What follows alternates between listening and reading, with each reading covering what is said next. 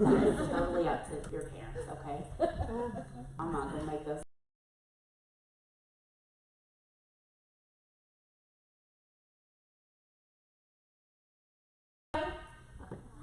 Valentine's Day!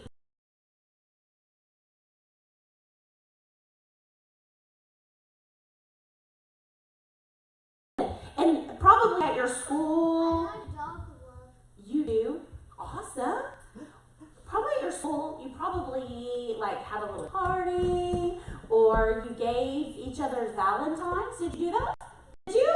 So you got some of them? Do you want to come over here? Yeah. Okay. Will you sit with Paisley? No? Okay. So you probably exchanged Valentines, and they said like little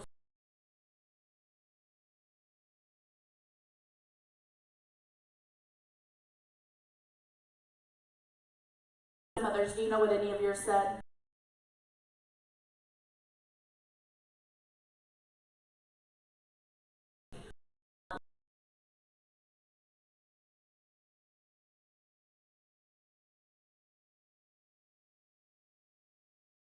But Daddy said we're going No. Okay.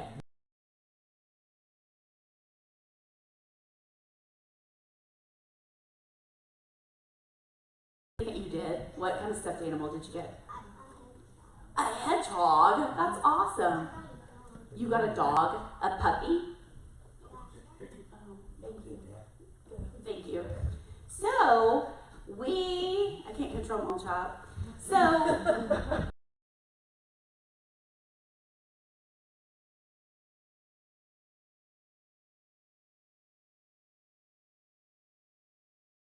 because he loved us so very much. Do you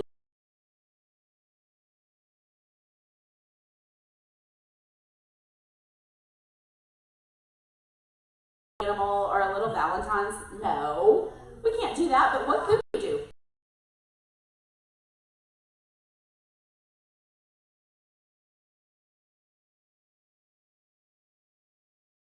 Others?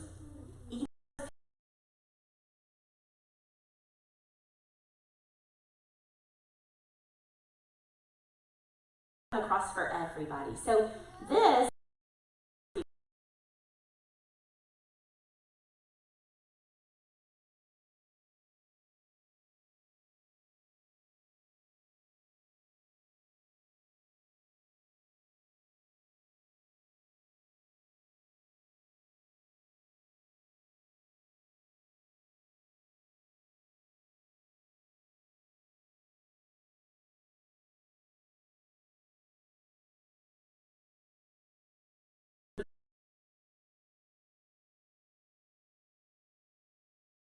parents.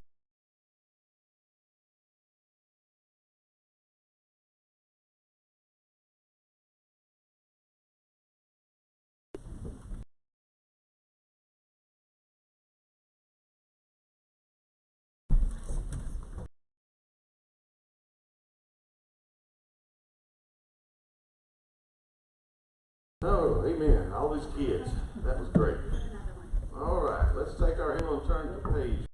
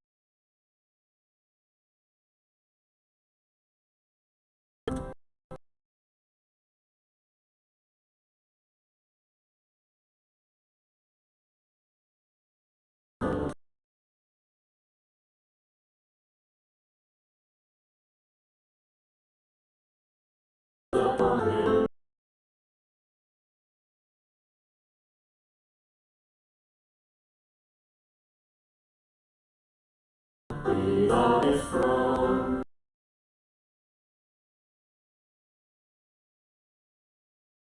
He cannot fail.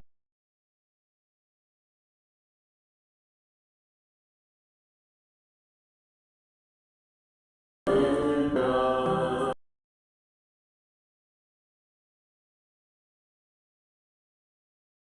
You have faith.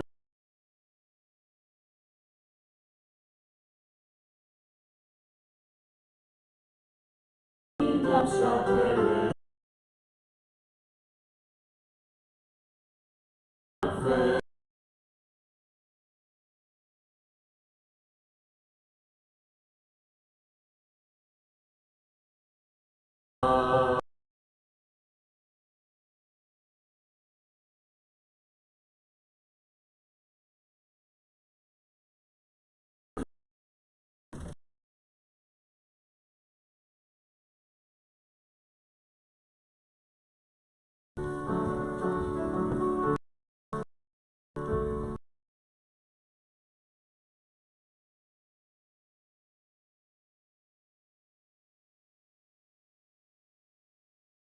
Whereby angel feet have trod.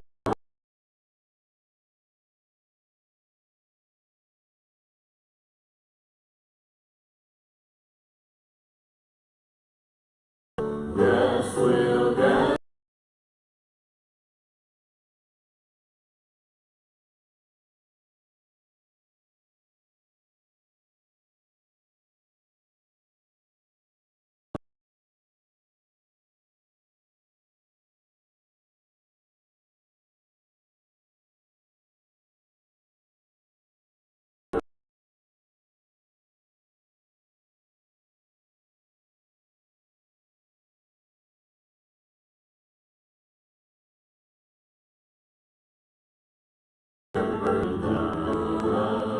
raise our spirits will deliver.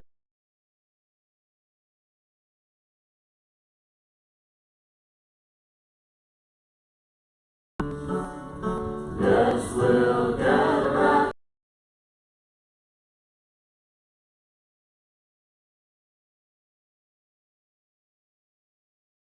Gather with the saints at the river.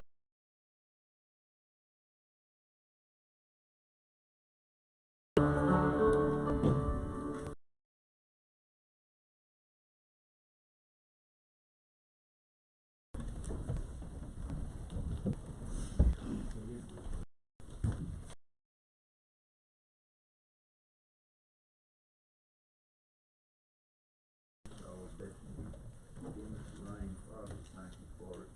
We just wait on the next one. We ask you to bless those who are sick and hurting in our community, especially the unconcerned. And we ask you to take this money and may it glorify your name. In Jesus' name.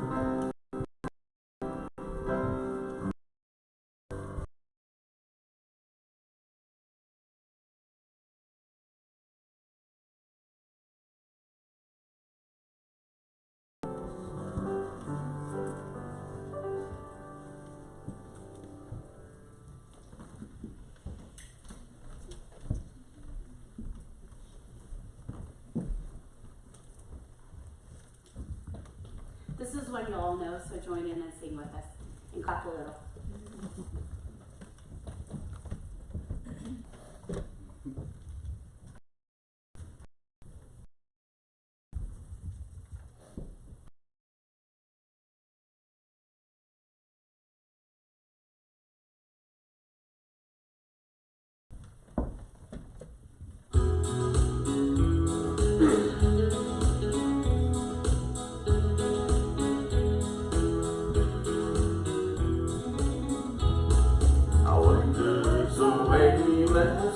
feel I saw the light.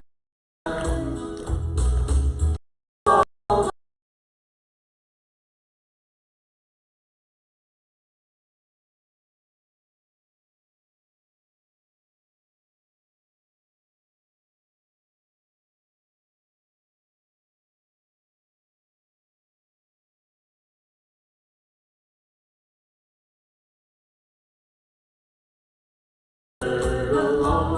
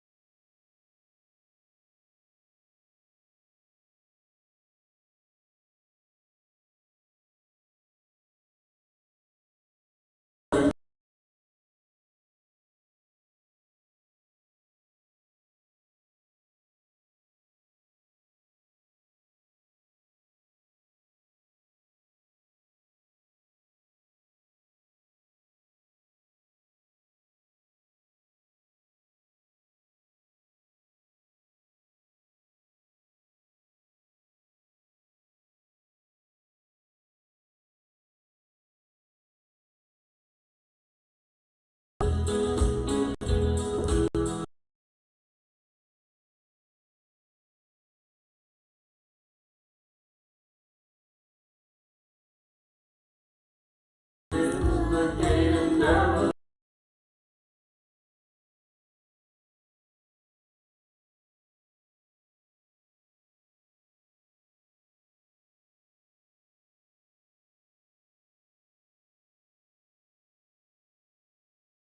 All the light.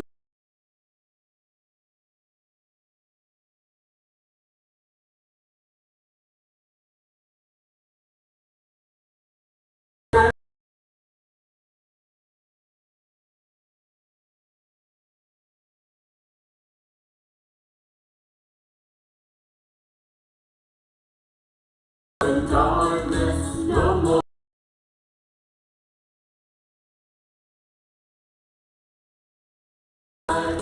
Praise the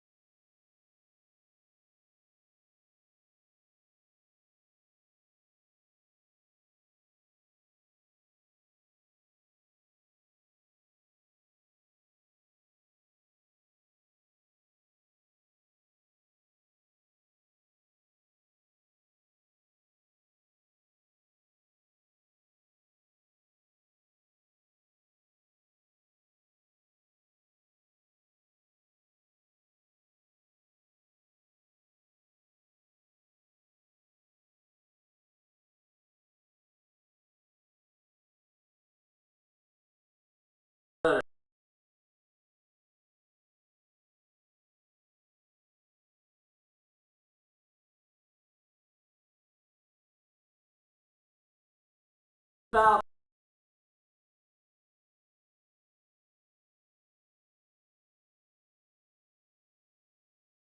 further than that.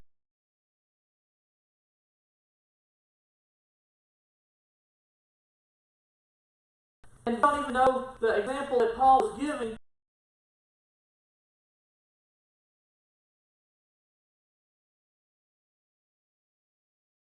There's things we need to talk about in this first verse, because I think that when we read that verse,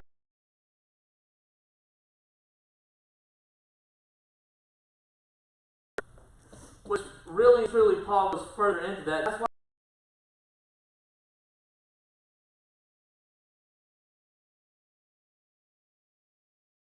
that he deceives himself.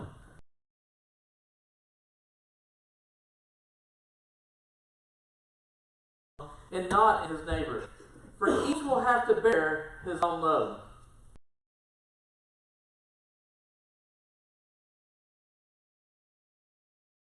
The followers of Christ.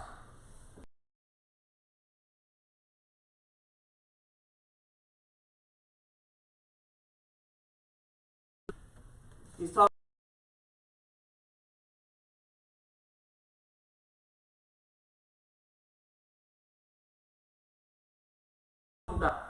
if you don't look at this part that's spiritual, you think of the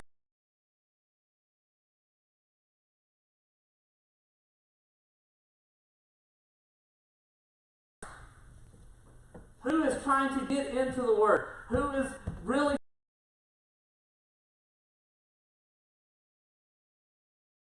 slips and falls.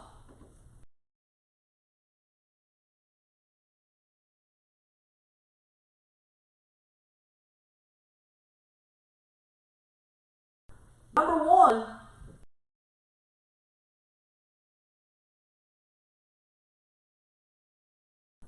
but we have to remember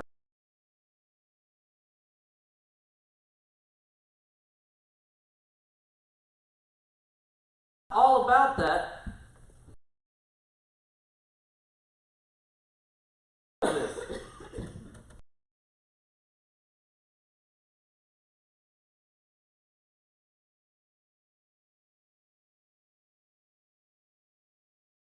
On them and leave them. If you're going to take on that, your job is to restore them completely to back where they were, and then continue to work with them. So if you want to take on the responsibility,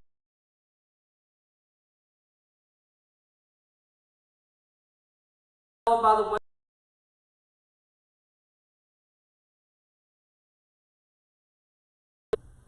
explain to them what has been done, what is wrong, and then offer the restoration.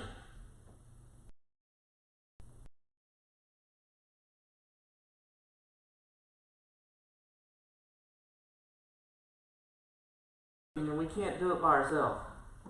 If somebody stumbles along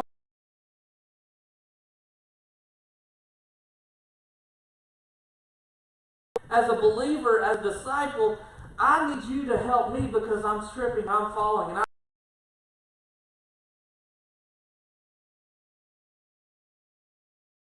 this brother or sister in Christ and say, guess what? I'm going to help restore you.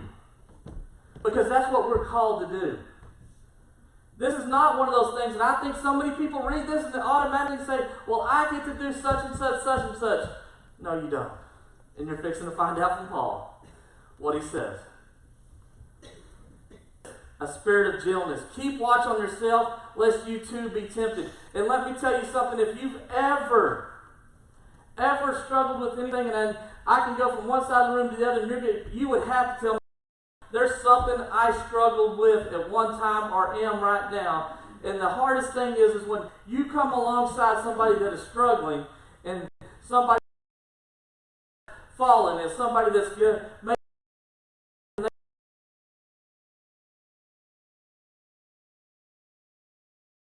and that's the reason you have to be discipled. Your walk better be strong. You better be in the Word, and you better be praying, and you better be getting discipled yourself. You better have somebody that is holding on to you, because when you go to help somebody, it takes a lot of energy, and you're going to be tempted to be pulled into. And if you tell me you're not, you're lying. Because there's things that you'll find out about yourself when you start helping somebody. Because if they're really struggling, what are they also doing to you? They're pulling on you to what they're struggling with.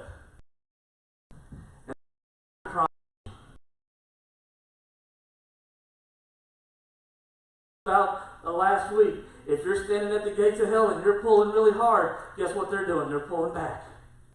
And let me explain something to you. You better be ready. And Paul did not put that in that verses of Galatians because it was just something to throw in there. He put it in there because he knew good and well that somebody needed to read that. Somebody needed to see it. And it may be you today. That you better be sure where your walk is when we're reaching out to others and we're saying, I'm going to pull on you, and I'm going to put, if you up and you don't know Jesus and I'm coming after you, I better be ready.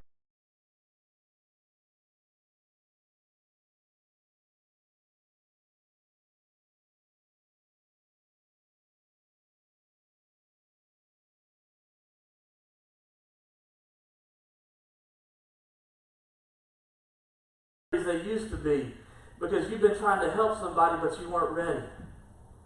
And so Paul puts this in here,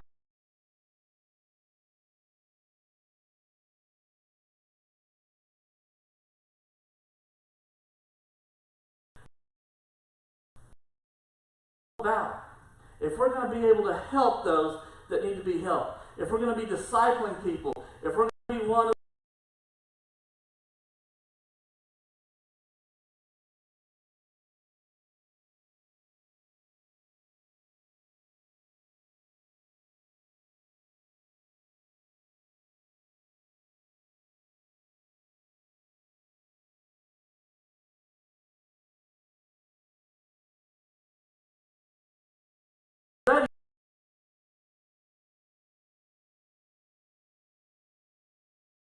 disciples need to show up. That's where the people that have been preparing their whole entire lives for this need to be able to reach out to somebody and say, if you're ready for this, I want to do this with you. This is what Paul said.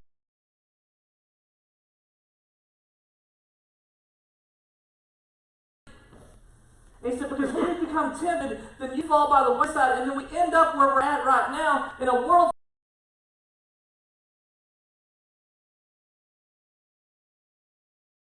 And so they put Christians on the box, and we don't have as many Christians as you think, because so many of them have fallen by the wayside, and nobody's reached out and picked them up. Nobody said, let me help you. Let me restore you to where.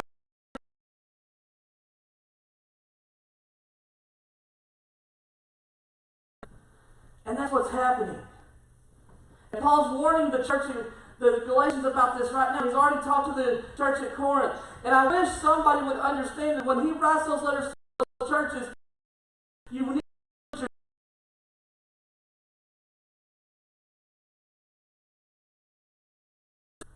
We read it and we say, oh, that's a great letter. Let me pick out the high points. His heart was breaking for the churches that he loved because they were falling by the wayside and they were getting it in full of themselves. And we don't understand it. We just look at it and say, well, that's not us. Whew. I'm glad we don't check that box. We do. Yes, we do. We really do check that box. So much of this just falls right into our lap. Stomps all over our feet, hurts our feelings. But can I tell you something? Look at verse 2. Bear one another.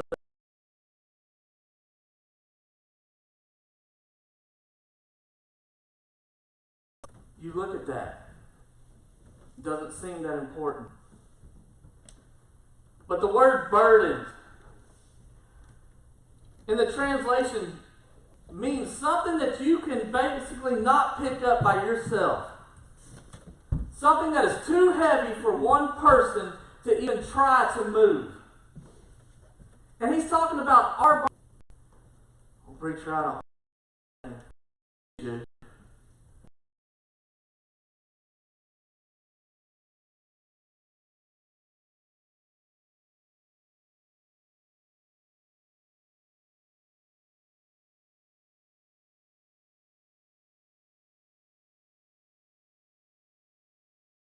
Bear one another's burdens because I carried it.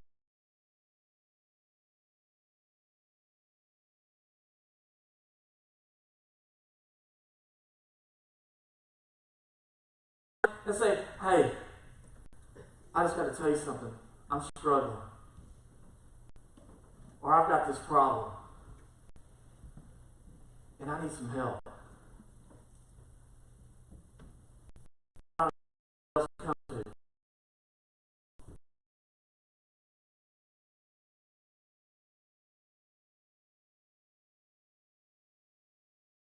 Bear that burden, whatever it is. Then we go back to verse 1, and that's where the rest of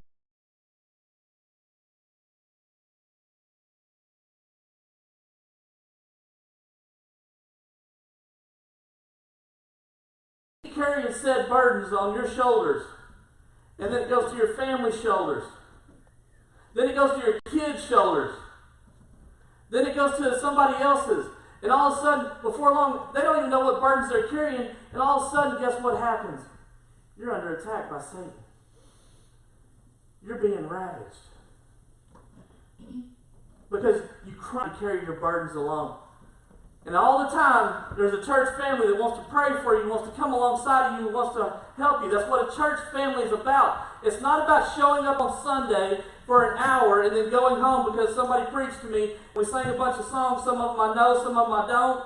We prayed a few times, bam, I'm out the door. That's not what this is about. If that's what it's about for you, you've showed up to the wrong place because that's not what this is about. There's plenty of places that you can go and you can sit and you can hear somebody do the same thing, and it's all about telling you.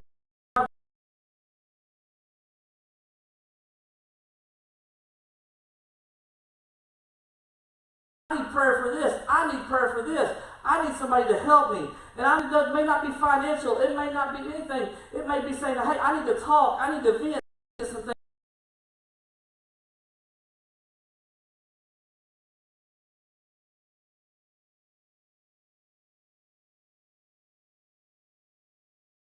There's going to be an attack, and we're here for that because we're going to restore you.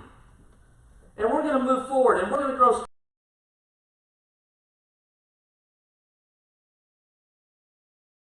Because guess what? Paul's going to tell us in just a minute, here he comes, and he's going to say what it's about. He says in verse 3, let's look, for if anyone thinks he is something when he is nothing, he deceives himself. But let each one test his own work, and then his reason to boast will be in himself alone and not in his neighbor. We're going to start at the end of 2. To fulfill the law of Christ.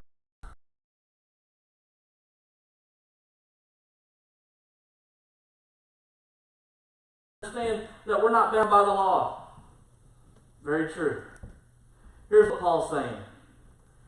Christ's law, the new commandment.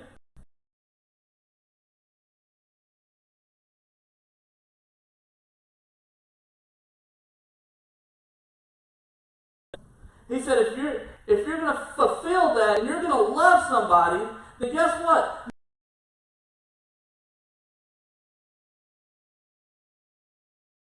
Your life is going to shock me.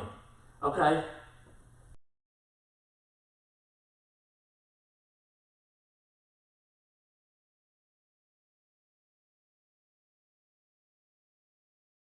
But here's the thing. For all have fallen short of the glory of God. So anything that you've done, everybody has fallen short of the glory of God.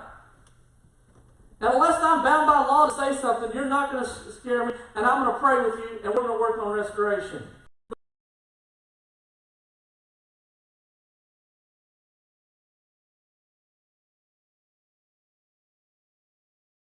Do it out of God's love. We're not fulfilling Christ's law. And if you're not here to fulfill Christ's law, he says you're in the wrong place.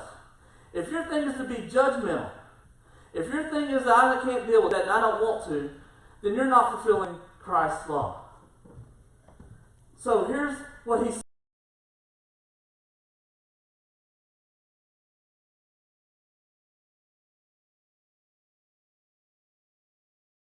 Mighty and bigger than others.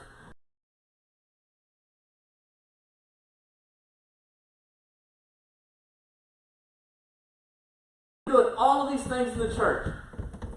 Paul says, if you think that makes you somebody and you can look down your nose at everybody else that is either A, new in their faith or struggling, then guess what? You have a problem. Whew! He said, you need to test yourself. Test your work. You need to look at yourself in the mirror. And you need to understand that you are nobody just like everybody else. Because so many, once we go back to the division,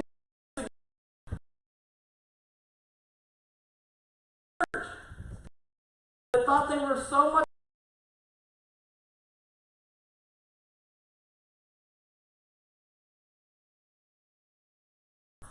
You think you're the one doing it?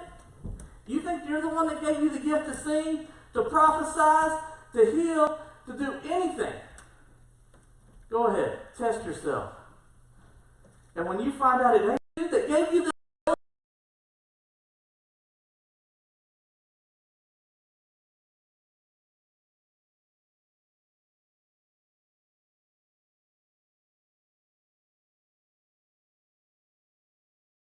find out it's God,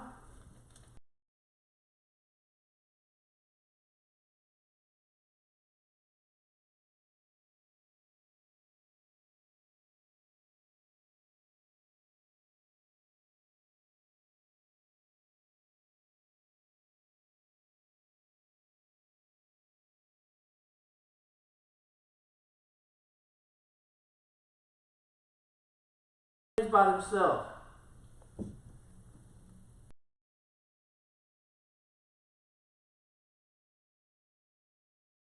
Verse 5, don't go together. For each will have to bear his own load.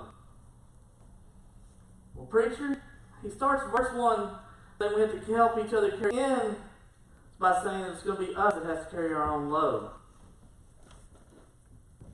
It don't even out. Well, here's the thing. In translation,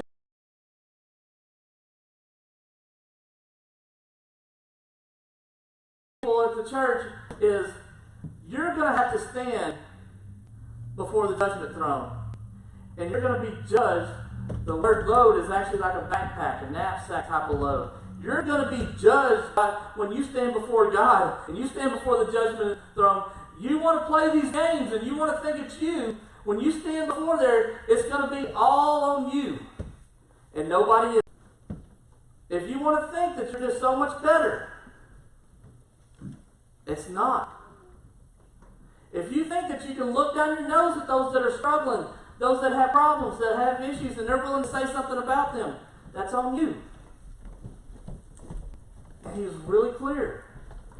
So the word in verse 1, burden, is something that's too big to carry by one person. The word load in verse 5 is just about a backpack or a knapsack weight. Something that one person can carry. And that's what we're going to have to stand before God and be judged on and answer for. Yes, your name may be written in the Lamb's Book of Life. But are you living like it? Are you willing to open up, as he says, and say, I need people to come alongside of me?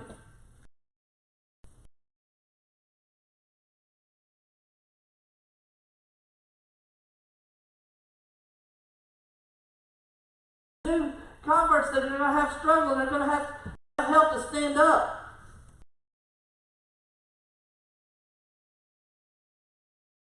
Carrying each other's burdens.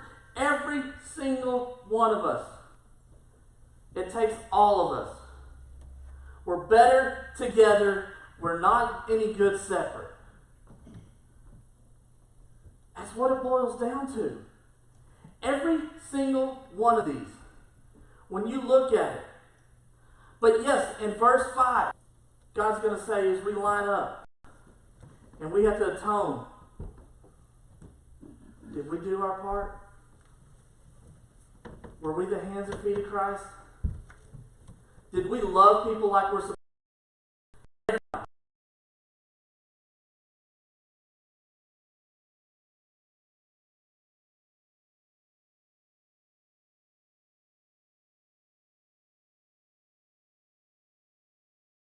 When a brother or sister in Christ comes to you,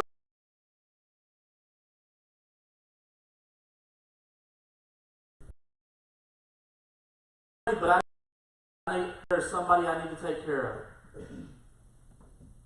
And then guess what we do? We form a chain. You think we hold hands at the end of church just for fun? It's church family. The body of Christ. If we're going to fulfill the law of Christ, we've got to start loving people. There's people that are mad about everything. There's a world that gets mad about everything. You know why? They're missing something. They're missing the love of Christ. And as we sit here, and you say, I'm ready for that. There's a world waiting. You don't have to go far. But if you're the one that's struggling, you're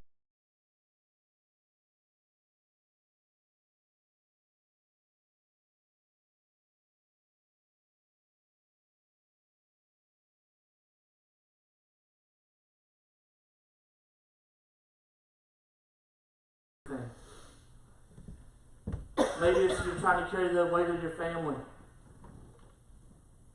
Maybe it's loneliness.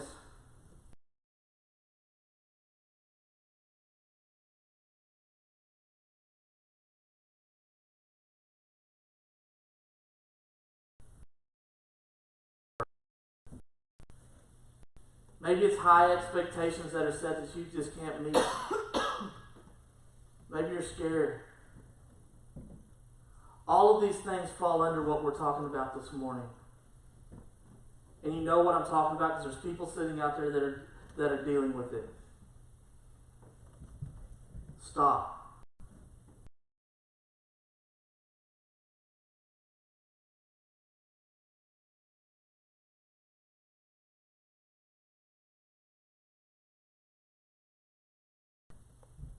He gives us the choice to come to Him for eternal salvation. He gives us the choice to come to Him when we're struggling. He kind of gives us the choice to come to Him when we're praising. He gives us the choice to do everything. He's waiting to love. He's sitting right there. He's saying, you've got to open.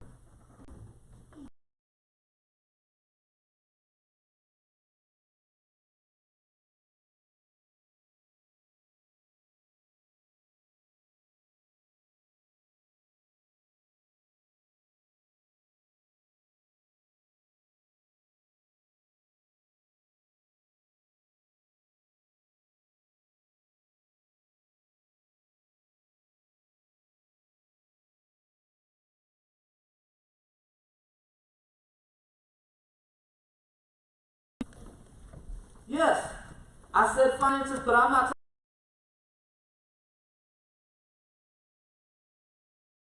talking there on the floor for God and you open up and tell Him, I need help, I need restoration, put somebody in my life, He's going to do it. And it's a long walk. It's a hard walk.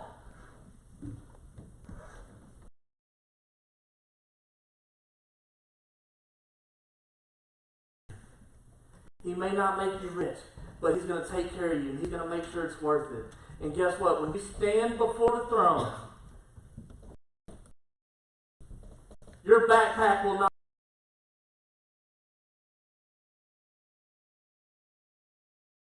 finally put all that down. I couldn't carry the burdens. I went to my family, went to my church family. I cried out to them. I cried out to God. And guess what? God, thank you. We serve an amazing God.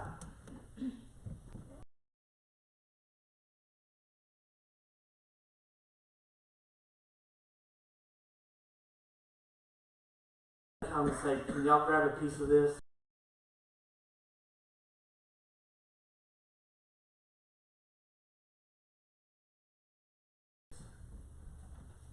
I need help. That's where it starts this morning.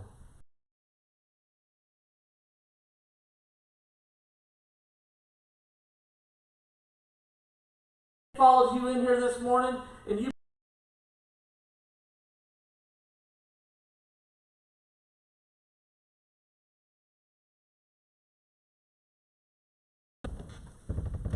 to deal with it, to put it down. Whatever you're dealing with this morning, deal with it. More songs in the book.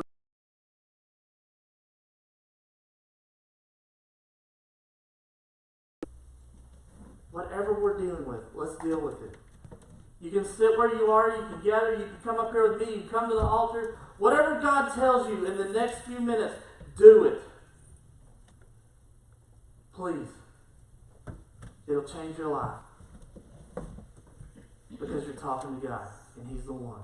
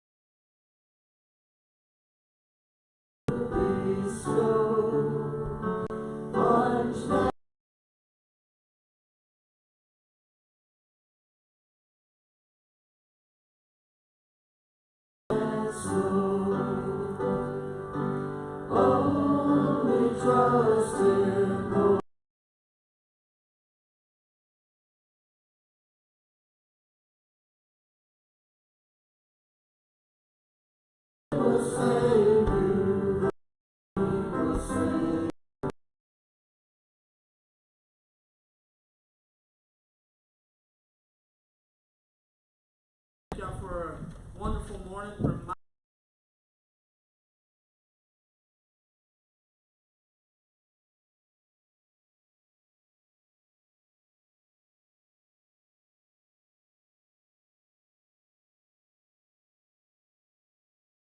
21 books made or 20.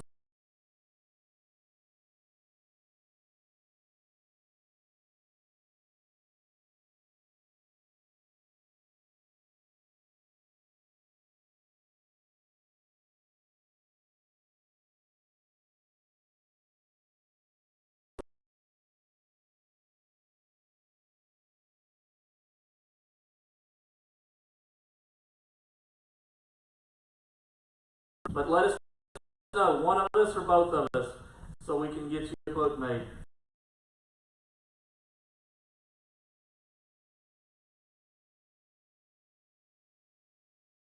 You need to let somebody know.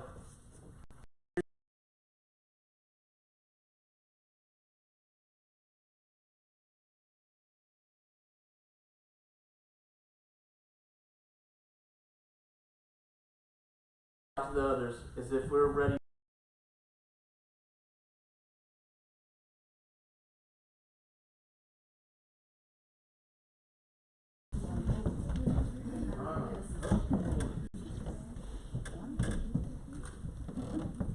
This is the day, this is the day that the Lord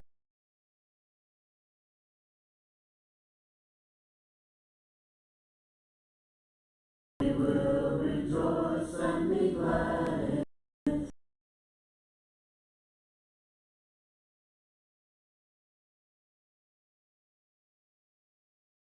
We will rejoice and be glad.